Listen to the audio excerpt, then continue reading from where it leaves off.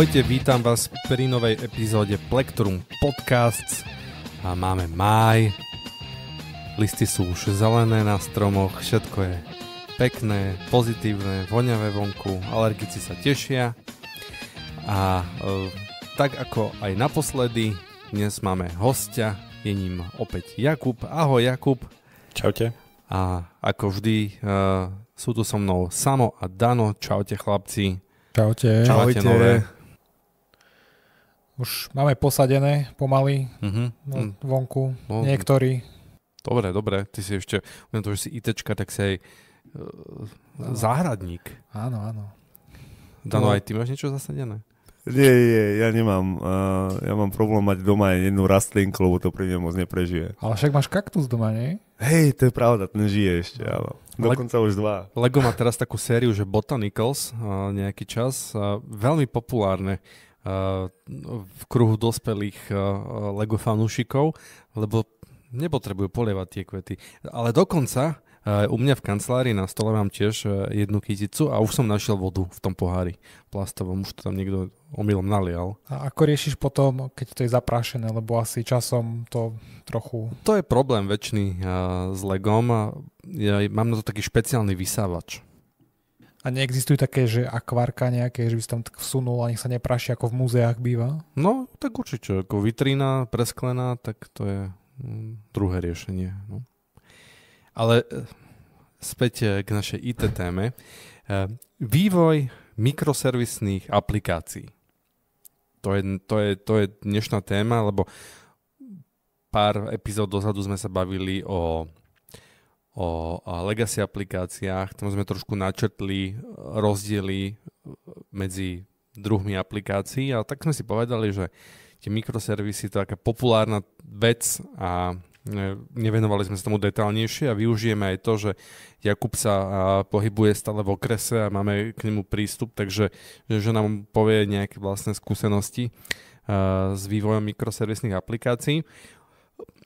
Viaže sa k tomu ešte taký jeden buzzword, čo si mi ty injectol, Dano, a to je, že 12-factor aplikácia. A to len tak na okrajom, lebo to bude také naše nejaké vodítko, keď tomu správne rozumiem, hej.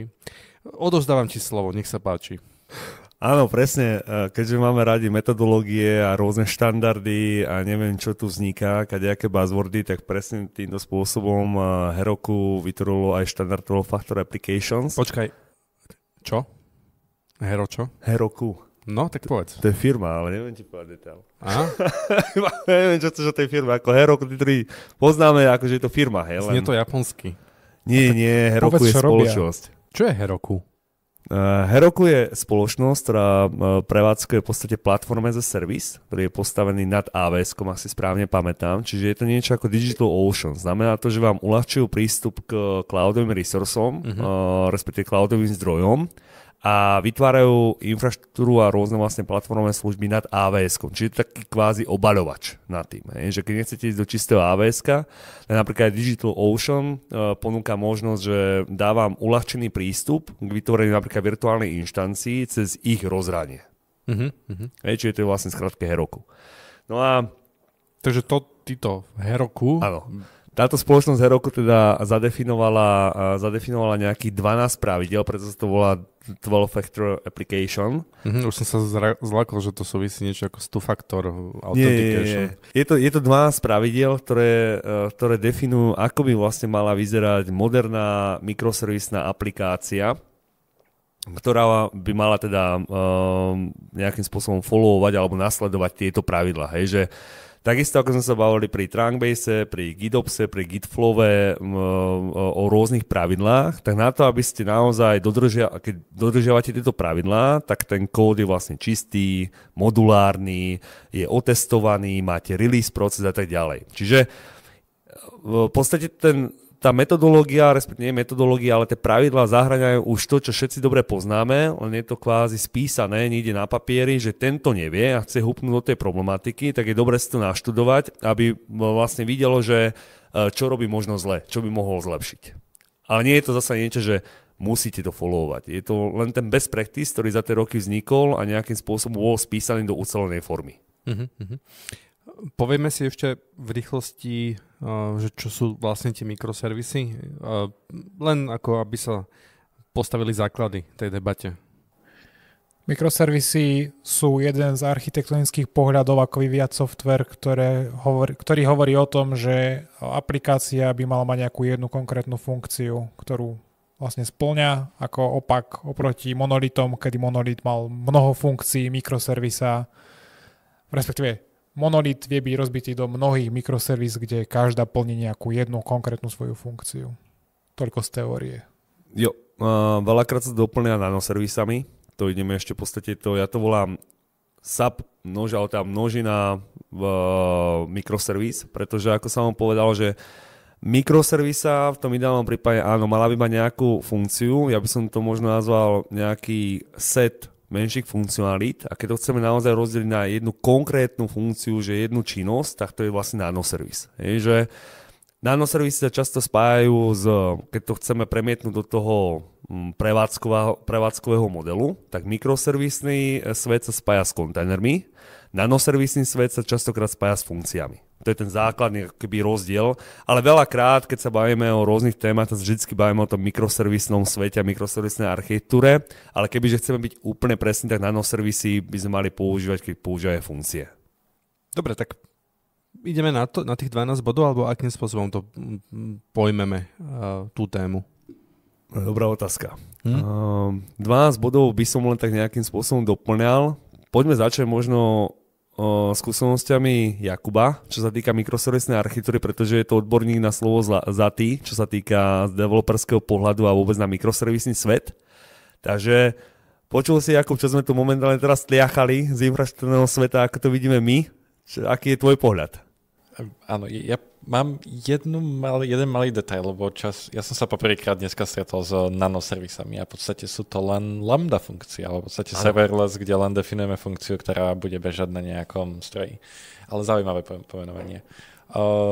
Áno, čo sa týka mikroservis, tak ja mám možno trošku kontroverznejší názor, pretože nie som úplne zastanca toho robiť úplne microservice development, ale skôr preferujem tomu dať value. To znamená, že keď máme ucelené celky, ktoré sa týkajú len nejakej jednej veci, napríklad u nás v CloudTalku storujeme kontakty, tak pre nás dáva zmysel, aby všetko, čo sa týka kontaktov, bolo v jednej servise.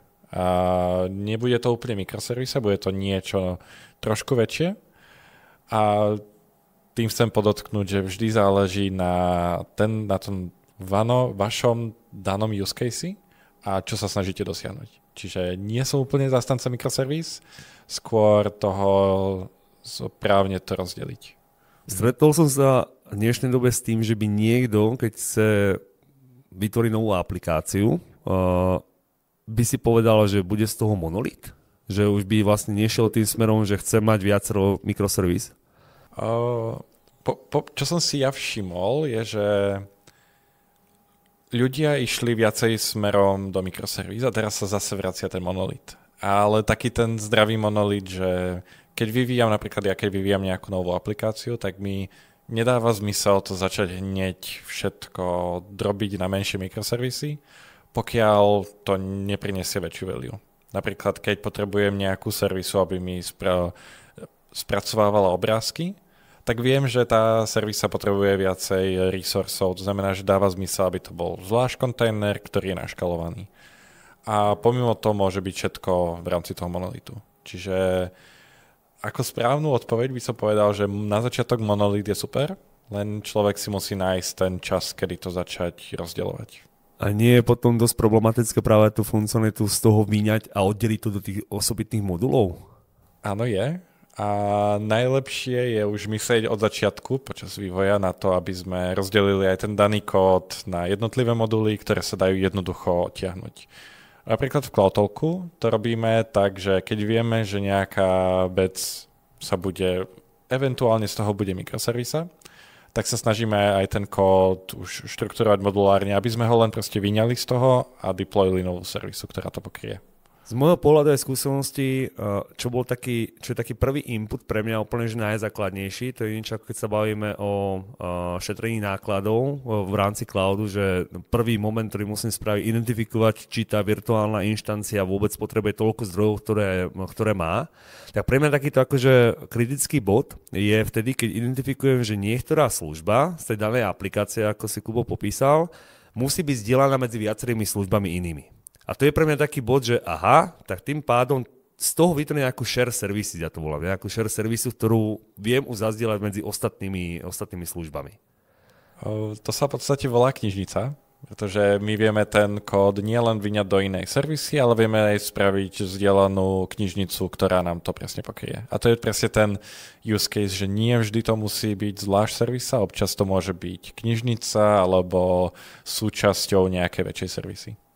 Čo je v tomto ponímaní tvoja preferencia? Vytvárate to zdieľané knižnice, ktoré potom rôzne týmy používajú vo svojom kóde, napríklad bavíme sa o konkrétnych veciach posielanie e-mailov.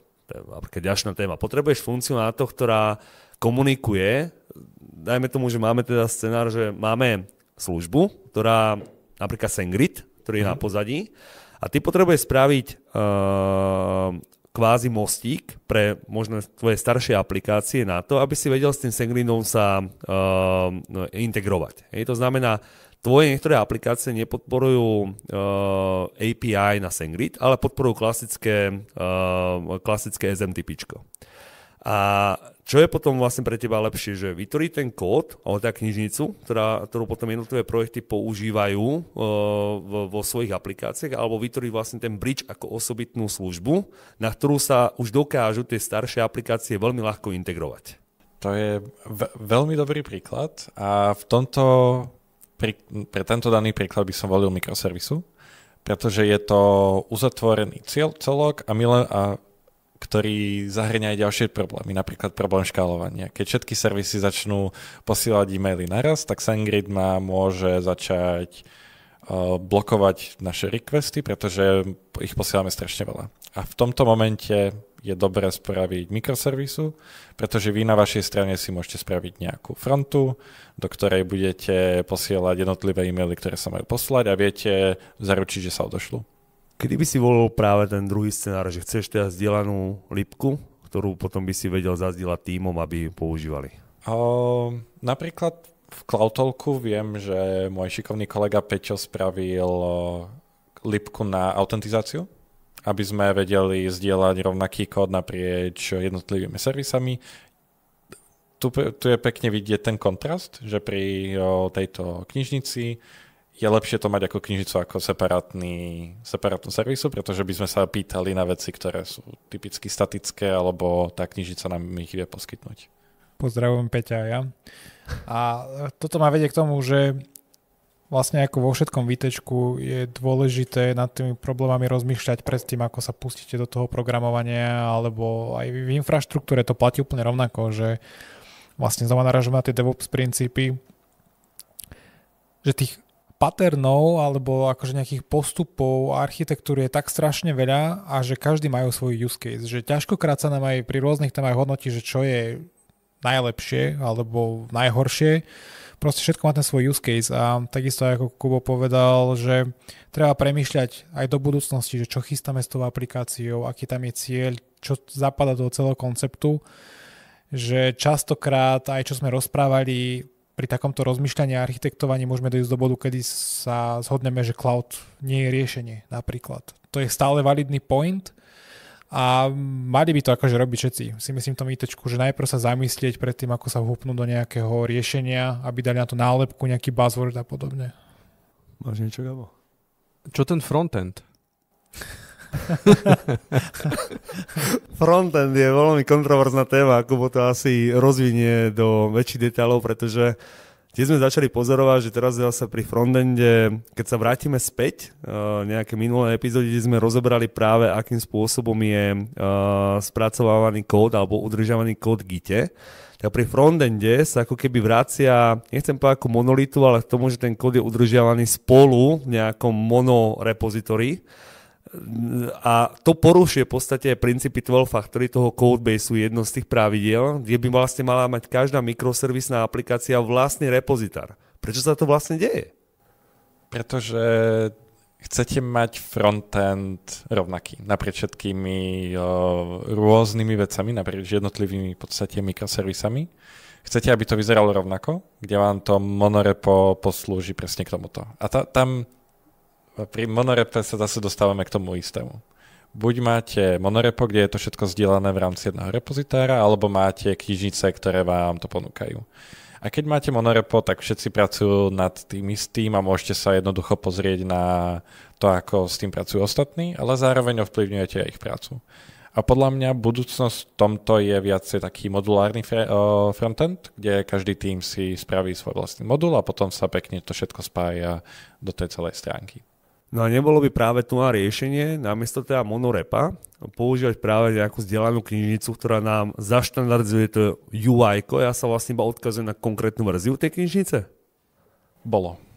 A je to podľa mňa to najlepšie riešenie, teda vždy záleží od firmy a od toho, aký ten projekt je. A viem aj, z čo sa rozprávam s inými developermi, tak v iných firmách majú problémy, že keď máte tú knižnicu, tak často ten jeden tým si to definuje iba pre svoj vlastný use case. Čo som ja počul, tak napríklad oni si to definovali iba pre mobilnú aplikáciu a vývojový cyklus mobilnej aplikácie oproti webovým aplikáciám je úplne rozlišný. A tam je pekne vidieť, že tie zmeny sa ťažko propagujú alebo teda dostávajú do tej mobilnej aplikácie. A oni narážajú presne na tento problém, že majú staršie verzie aplikácií, nevyzerá to rovnako a tá firma to musí nejak riešiť.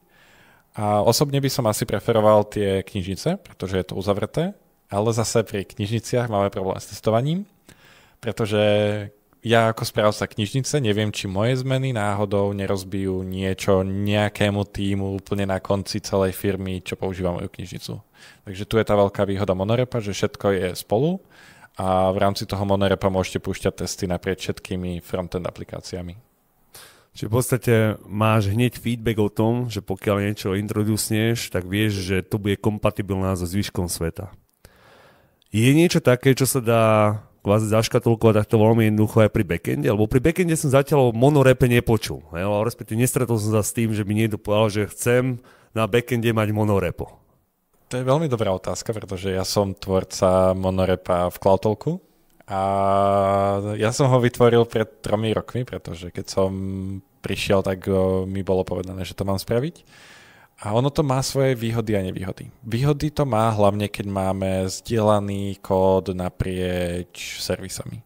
A to je presne to, čo by nemalo byť v tých mikroservis architektúre, ale keď ľudia prechádzajú z nejakej monolith štruktúry na viac mikroservis, tak často sa deje to, že máme zdieľaný kód. A tu prichádza do výhody monorepo, kde môžete mať všetko v rámci jedného repozitára a všetky jednotlivé servisy sa neovplyvňujú, ale používajú rovnaké balíčky a ako sme spomínali pri frontende, tak keď sa pustia testy, tak sa pustia testy aj voči ostatným servisám a zistíte, či náhodou vy alebo vaše zmeny nerozbíjajú proste niekoho iného servisu. A tu zase pozdravujem Peťa, pretože po tomto podcaste musím sa pozrieť presne na jeho zmeny, či náhodou nerozbili našu servisu. To je celkom akože zábavné, že ja tiež súhlasím s tým a vždycky to vravím, že mikroservisný svet prináša oveľa viac challenges, respektíve naozaj víziev, či už knowledge toho týmu, alebo tá vedomosť toho týmu, že musí vedieť s tým mikroservisným svetom narábať. Zároveň musí človek si nastaviť úplne iným spôsobom procesy, aby to vôbec paslo na ten mikroservisný svet. A veľakrát v podstate už ten moderný vývoj komplikuje život toho celého produktu alebo tých produktových tímov. A neviem teda, že či to je nepriamy efekt toho, že ľudia, alebo respektíve veľa firiem pochopilo, že je to až príliš komplikované na to, čo my riešime. A to je ten dôvod, prečo sa začínajú zasa vrácať kvázi tomu monolitu, priamo, nepriamo, či už s tým codebaseom, alebo tým zlučovaním funkcií, alebo je za tým možno aj niečo iné, s čím sa stretávajú. Podľa mňa si to definoval správne, ja súhlasím s tebou. Ten movement sa vracia naspäť, pretože to pridáva strašnú komplexitu. A preto ja to rád nazývam tak, že mikroservisy definujem tam, kde to má value a kde tá logika je nejak ohraničená a oni môžu žiť svojím životom a robia to, čo majú. ako napríklad v našom prípade tá servisa pre kontakty. A lebo vždy to môžeme rozdeliť na menšie a menšie časti, ale to zvyšuje extrémne tú komplexitu a závislosti medzi vecami. Ja ako developer ja nemám rád, keď mám závislosti na strašne veľa mikroservis a musím si to nejak celé nasadiť lokálne a celý môj development proces sa sťažuje a nie je to také jednoduché, ako by som chcel. Vedel by si nejakým spôsobom ohraničiť z toho programátorského hľadiska, že kedy je naozaj, čo je tá rozumná hranica mikroservisnej architektúry v zmysle, že áno, chcem toto oddeliť, má to význam a kedy povedať, toto ešte zahraňam do pôvodnej služby, lebo naozaj zvýši mi to zbytočne komplexitu, ktorú nechcem zvýšiť. Ja by som to definoval tým, že musíme si definovať cieľ. Cieľ, kam sa chceme dostať buď s tou časťou kódu, alebo celkovo s tou produktovou časťou, lebo ono to konec koncov nie je len o kóde, ono je to aj o tom, kde sa posúva celá firma, kam sa produkt posúva a podobne. Čiže pre mňa dáva zmysel to dať do servisy, teda do nejakej inej servisy, pokiaľ je to nejaká malá vec, ktorá neovplyvní, lebo to vieme spraviť rýchlo a nie sme až tak blokovaní. Ale ako náhle vieme, že tá zmena nám pomôže z dlhodobého hľadiska, alebo že budeme očakávať väčší buď trafik, alebo bude to musieť škalovať, tak je lepšie to už rovno na začiatku dať do mikroservisy a tam robiť ten vývoj. A podľa mňa všetko to začína a končí na tom, ako spravíme ten tech design a ako si to navrhneme ešte pred tým, ako vôbec začneme programovať. A všetky tieto postupy majú zase aj rôzne implikácie na to, aké tooly a ako funguje potom infraštruktúrny tím, pretože aj pri monolite, aj pri tých mikroservisách riešime úplne iné veci. Že musíš, akože pri tom monolite sú niektoré veci jednoduchšie, akože nemusíš riešiť komunikáciu medzi jednotlivými mikroservisami. Potom z opačného pohľadu zase už je to service meše a už sa to nabaľuje, že je tam toho tiež akože veľa, kde to akože v tom ďalšom rade ovplyvní celý ten vývoj aplikácie. Mňa by zaujímalo, že v prípade vývoja aplikácií na báze mikroservis, čo sú také typické nástroje alebo ten stack, na ktorom sa to rieši? Z programátorského hľadiska? Vo všeobecnosti. Tak všeobecne, hej. Že... Akože z programátorského to ďakujem pokojne doplňal. Nemyslím si, že to je nejak zviazané na jazyk. Myslím si, že to mikroservisy viete napísať kvázi v čomkoľvek. Delfičku. Určite. Verím tomu, že hej. Aha. Čo sa týka nejakých infraštruktúrnych vecí, tak sú na to tooly prispôsobené, však akože Kubernetes ako orchestrátor kontajnerových aplikácií má desí na pozadí túto myšlienku toho, že bol pri vzniku tých mikroservíz aj celej tej metodológie architektonických pohľadov na vec. Čiže či už je to toto, alebo aj rôzni cloudoví providery, ktorí riešia tiež tie kontajnerizované aplikácie. Čiže best practice by sa dal povedať, že je kvázi tie servisy bežať v Dockeri a orchestrovať ich, hej? V podstate áno. Taký ako mainstream. Hej, keby sme mali dať mainstream, tak asi, hej. Ono, veľakrát sa pri mikroservisnej architektúre hovorí aj o tom, že Kubo to načrtol, že keď je služba škálovaná, mala by byť škálovaná osobitne. A on sa to častokrát spája s dostupnosťou a veľakrát som stál presne pred tou otázkou, ja som pokladal väčšinu tú otázku zákazníkovi alebo respektíve tímom, že má pre vás celý ten systém, tá aplikácia, ktorá sa skladá z XY mikroservis hodnotu, pokiaľ jedna z tých mikroservis nepôjde. A veľakrát bola odpoveď nie, pretože nejde zbytok sveta. A ja sa vždy potom spýtal tak, na čo to škálujeme osobitne, na čo je to high available z pohľadu tej mikroservisy, keď aj tak jeden článok z toho nejde a už celý systém nedáva zmysel. To je veľmi pekný príklad a tam to pekne ukazuje hlavne to, že musíme sa pozerať na ten výsledný cieľ, že čo sa snažíme dosiahnuť. Lebo môžeme mať škálovanie úplne na maximum, pokiaľ existuje tam jeden bod, ktorý keď sa pokazí, tak všetko padne.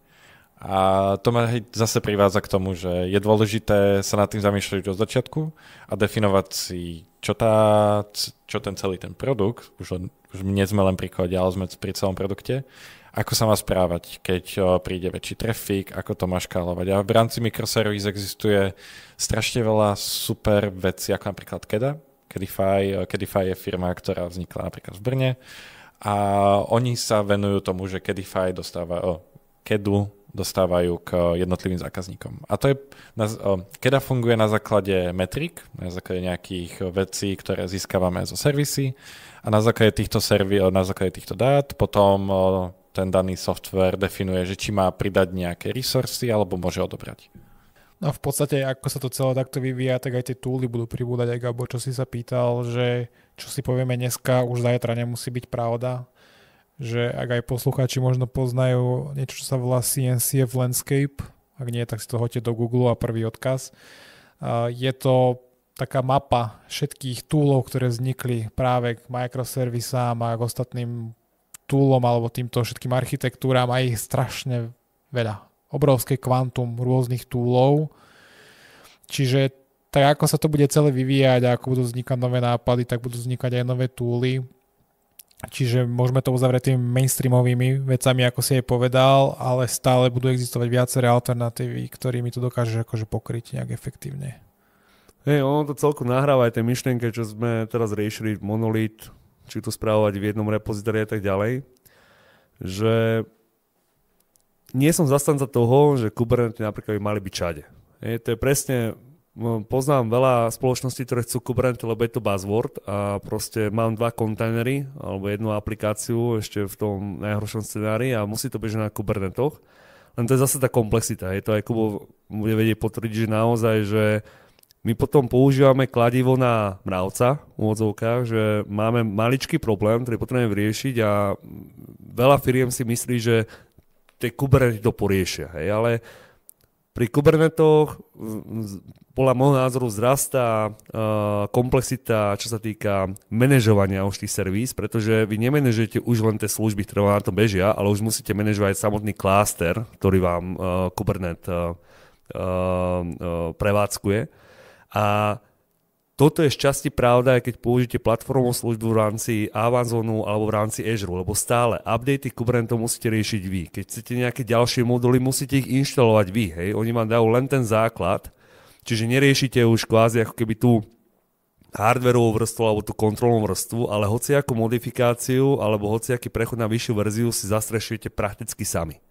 Mne sa toto presne stalo u jedného zákazníka, že vyslovene si nevybrali Kubernetes, aj keď mali kontajnerizovanú aplikáciu a mikroservisy.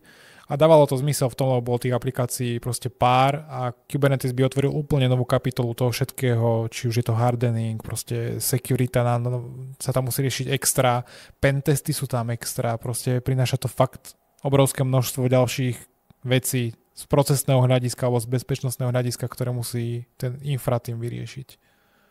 Samo mi pekne nahral, ja som celú tú otázku položiť, ale nahral mi úplne z iného pohľadu, čiže začnem tým, že infra tým vyriešiť. Kubo, čo si myslíš? Chceme prejsť na Kubernetes, chceme prejsť na mikroservisný svet a máme úplne nový svet, nové čakre sa otvorili, máme úplne nový spôsob vývoja, nový spôsob nasadzovania. Kto by mal niesť tú zodpovednosť na to nasadzovanie? Developeri alebo infraštruktúrny svet? To je zase dobrá otázka, ale keďže ja mám veľmi rád Kubernetes, tak ja som zástanca toho, že ja si to rád nasadím sám. A hlavne aj definujem servisy, deployment a všetko ohľadom toho, pretože ja viem, ako sa tá aplikácia má správať a viem, aký výsledok očakávam. Ak to developeri často len, tak ja veľmi rád to nazývam, takže oni to len tak hodia na infratím, že toto mi nasadte, tak infratím okamžite nemá, alebo teda stráca všetky informácie o tom, či to má škálovať, ako sa to bude správať, či vôbec tá servisa sa dokáže sama reštartovať, alebo teda sama sa zabije v prípade, že nejaký resource nie je dostupný a podobne. A to sú presne tie veci, ktoré by z môjho pohľadu mal pokryť developer, ale počas toho by mal komunikovať aj s tým infračlovekom, pretože ten infračlovek má tie znalosti z toho Kubernetes sveta a developer má znalosti z toho produktového sveta a oni to potrebujú nejak sklbiť dohromady. Ja som sa veľakrát stretol práve s odporom, že prakticky môžeme to dať pri Kubernetoch, človek by mal začať, keď to chce nejakým spôsobom správovať rozumne, začať používať Helm. A veľakrát som sa stretol, že developeri boli dosť rezistentní a prečo by sme to mali písať my? Hej? Že to presne nahráva tie myšlienky, ako si povedal, Kubo, že oni sú zodpovední za tú aplikáciu a veľakrát nechceli akože nejakým spôsobom začať sa učiť niečo nové pri tom Helme, chceli sa zamerať na to business funkcionalitu, na to Java alebo .NET. A to isté sa veľakrát deje pri Terraforme. Hej? Že vznikne Terraform a zrazu, to my nebudeme písať, my radšej použijeme CDK, my radšej si to budeme riešiť po svojom. Aký je tvoj pohľad z toho, že keď príde za tebou infratým, počuj, ideme používať Pulumi alebo Terraform a teraz Helm, tam vznikne nejaký customize a chceme, aby ste to začali písať vy. A to sa nám stalo v CloudTalku v podstate, lebo v CloudTalku sme prešli na parametrizovanú infraštruktúru, čo nám samo pomohol navrhnúť, aj nám to v podstate pomohol dotiahnuť skoro do cieľa a už sa nám to podarilo potiahnuť do cieľa. A z môjho pohľadu je to vždy skok, a veľmi záleží na tom, ako to infra team komunikuje a aký support, alebo proste akú tú podporu ponúknú developerom. Pretože áno, developeri nechcú zmeny, ale tie zmeny musia byť. Čiže podstatné je spraviť podporu, to znamená dokumenty, a oznámiť to, čo na najviac meetingoch, že ideme prechádzať na toto, zobrať si nejaký pilotný tím, ten pilotný tím to spraví, otestuje a potom koniec koncov tie Helmy sú len to, že to skopírujete z inej servisy, ktorá má podobný use case, upravíte si svoje hodnoty a tam skončíte. Ono, presne je to veľmi ľahké povedať, ja to vždycky porovnávam, že my technici sa radi bavíme s rozličnými technikami, technológiami, či už programátori, infraštruktúry, ľudia, testeri, databázisti, to je úplne jedno. Ale pre toho teraz koncového používateľa, pre toho manažera je podstatná tá business value. Je, že on proste vidí a vidí, že aplikácia beží. A asi mi dáte aj vy dvaja za pravdu Samo s Kubom, vy si to riešili niečo podobné, že keď ste spravili veľmi veľa zmien, tak to, čo bolo vidieť, bola iba úplne špička toho ľadovca. Hej, že pre tá reálna business value v podstate tam, nechcem povedať, že nebola žiadna, ale bola ťažko uchopiteľná. Z toho pohľadu, Kubo, ty si tu už aj trošku načrtol, čo by mali byť tie také body, alebo tie výhody, ktoré by ste vy vedeli ako programátori, ktorí ste pri vývoji tej samotnej business hodnoty, ktoré by ste odprezentovali tomu vášmu product ownerovi, preto to chceme, lebo. Trošku náročnejšia otázka. A u nás v CloudTalku teraz prebehlo zo pár zmien za posledný pol rok a prišiel Jozef, náš CPTO, a on je zároveň Chief Product and Technical Officer. Tak si to práve vysvetlil, dobre. Áno, videl som, že sa chcel spýtať. A on priniesol trošku iný pohľad na to. A priniesol ten produktový pohľad do technických vecí. A on chce, aby sme definovali tú value pre koncového zákazníka aj pre technické veci. To znamená, môžem trošku odskočiť aj pre, keď potrebujeme refaktorovať nejakú servisu. Aký to má dopad na zákazníka. A to je presne ten dopad, ktorý je podstatné definovať aj pri tých infraštruktúrnych zmenách. A napríklad u nás trunk-based development zvýši vývoj developerov o 10%. A to je presne to, čo ten produkt potrebuje počuť, je, že ako veľmi nám to pomôže byť úspešnejší. Myslíš si, že rozbíjanie monolitnej aplikácie, ktorá naozaj zarába povedzme milióny dennodenne, môže aj takto zabehnutý software, ktorý je dajme tomu pár rokov na trhu, získať ešte viac? A áno, z akého pohľadu? To sa dostávame k refactoringu. Ja to zoberiem trošku z iného pohľadu. Musíme si definovať, čo nám prinesie tú value. Čiže odpoveď je áno, môže nám to priniesť value, ale musíme mať aj na to stratégiu, ako sa tam dostať. Pretože všetci developeri a všetci technickí ľudia chceme, aby to bolo dokonalé a chceme to proste zahodiť a napísať znova, ale to nefunguje pri legacy software, lebo proste ten software stále musí fungovať a ľudia musia mať tie featurey, ktoré tam sú. Podľa mňa najlepší case v tomto je zobrať si veci, ktoré nás najviac bolia, vytiahnuť ich z toho monolitu a spraviť ich už škálovateľné. To znamená, že definovať si veci, ktoré nám produkujú najviac problémov, definovať si veci, ktoré nám produkujú najviac value a tie vytvoriť. A v podstate odstrihnúť to z toho starého systému a vytvoriť v podstate taký medzikrok, kde máme časť v starom systéme a časť v tých nových systémoch a postupne prejsť čisto len na nový systém. Ja to zoberiem z môjho pohľadu, lebo pre mňa kedysi tá najväčšia motivácia vôbec sa posunúť do mikroservisného sveta bola tá, že ja si pamätám, bolo to nespočetne veľa dní, respektíve nocí, kedy sme museli robiť zmeny v noci. A to sa týkalo veľmi veľa produktov, rôznych projektov, v rôznych firmách. A vtedy ja som povedal, že ale ja nechcem robiť noci. Ja tie zmeny chcem vykonať počas pracovného dňa, kedy sú všetci dostupní. Viem ten problém vyriešiť, keď náhodou niečo budem potrebovať developera a chcem to poriešiť počas dňa. Lenže na to sme presne potrebovali zabezpečiť, že aplikácia a produkčný systém stále bude bežať. A to sa už úzko spája práve s mikroservisami a s tou spoluprácou s programátormi, pretože infraštruktúrny tím to veľakrát nedokáže spraviť sám. Potrebujete vstupy od developerov a opačne. Už iba blbý príklad sú health-checky.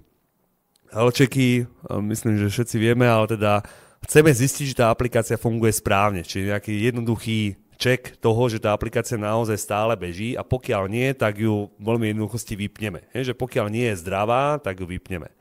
A keď toto programátor nenasadí do mikroservisnej aplikácie, tak v zásade infraštruktúrny tím nevie reagovať na tie zmeny. Nemôže to byť ani škálovateľné, nemôže to byť ani vysoko dostupné, lebo nemám tú spätnú väzbu. To je krásny príklad toho.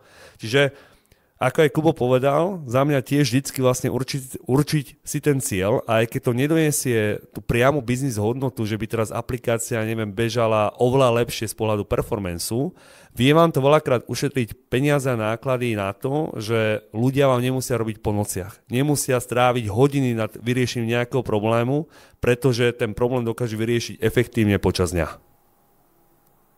To bola len taká myšlienka. Dobrá myšlienka.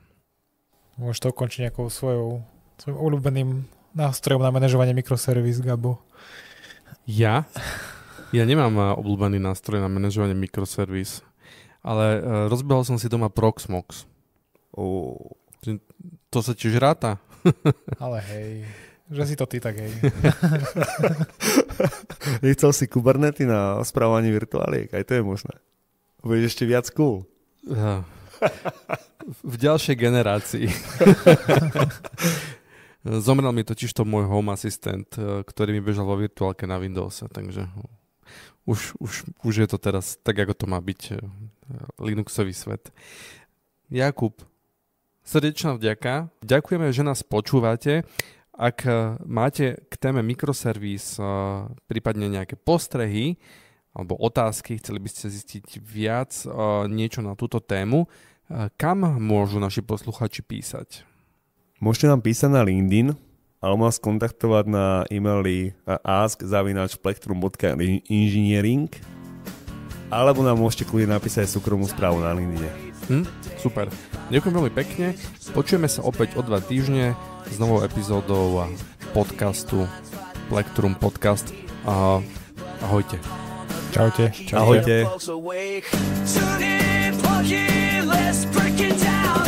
Everybody